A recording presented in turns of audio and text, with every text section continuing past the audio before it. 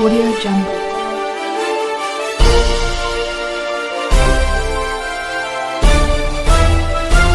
Audio Jungle. ಖುಷಿ ಅನಿಸ್ತದೆ. ಬೀದರ್ ಲೋಕಸಭಾ ಕ್ಷೇತ್ರದ ಜನ ಇವತ್ತು ಕಾಂಗ್ರೆಸ್ ಪಕ್ಷದ ಅಧಿಕೃತ ಅಭ್ಯರ್ಥಿಯಾದಂತಹ ಸಾಗರ್ ಖಂಡ್ರೆ ಅವರಿಗೆ ಪ್ರಚಂಡ ಬಹುಮತದಿಂದ 1,28,000 ಅತ್ಯಧಿಕ ಮತಗಳಿಂದ ಸಾಗರ್ಗೆ ಗೆಲ್ಲಿಸಿದ್ದಾರೆ. ಇದು ಏನ್ ತೋರಿಸ್ಕೊಡ್ತದೆ ಅಂತ ಹೇಳಿದ್ರೆ 10 ವರ್ಷದ ಬಿಜೆಪಿಯ ವೈಫಲ್ಯ, ಬಿಜೆಪಿಯ ಸಂಸದರ ದುರ್ವರ್ತನೆ, ಅವರ ನಿರ್ಲಕ್ಷ್ಯ, ಅವರೇನು ಇವತ್ತಿನ ದಿವಸ ಜನರಿಗೆ ಇವತ್ತು ದಾರಿ ತಪ್ಪಿಸುವಂತ ಒಂದು ಕೆಲಸ ಮಾಡಿದ್ರು. ಯಾವುದೇ ಸಾಧನೆ ಮಾಡಿಲ್ಲ, ಅಭಿವೃದ್ಧಿ ಮಾಡಿಲ್ಲ, ಜನರ ಸಮಸ್ಯೆಗಳಿಗೆ ಸ್ಪಂದನೆ ಮಾಡಿಲ್ಲ ಅನ್ನುವಂತ ಒಂದು ಅಭಿಪ್ರಾಯ ಇತ್ತು.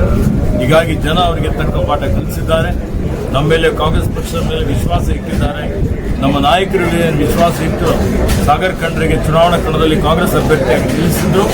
ಅವರಿಗೆ, ನಮ್ಮ ಕಾಂಗ್ರೆಸ್ ಪಕ್ಷದ ಎಲ್ಲ ಕಾರ್ಯಕರ್ತರಿಗೆ, ಸಚಿವರಿಗೆ, ಶಾಸಕರಿಗೆ, ಜಿಲ್ಲಾಧ್ಯಕ್ಷರು ಮತ್ತು ಪದಾಧಿಕಾರಿಗಳಿಗೆ, ಸಾಮಾನ್ಯ ಎಲ್ಲ ಮತದಾರರಿಗೆ ನನ್ನ ಪರವಾಗಿ, ಪಕ್ಷದ ಪರವಾಗಿ ಕೃತಜ್ಞತೆಗಳನ್ನು ಅರ್ಪಿಸುತ್ತೇನೆ.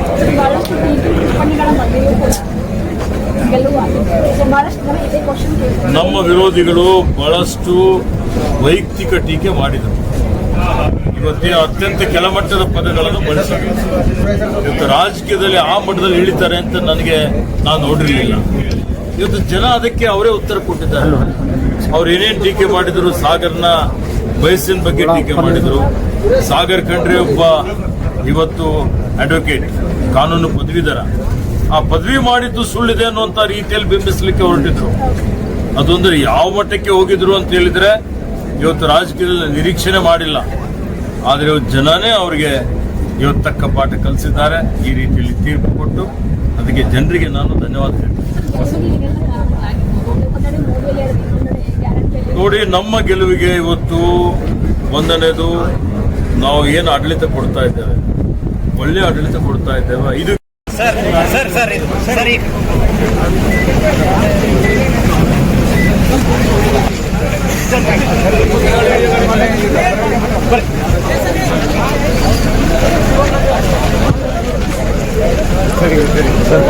Thank you.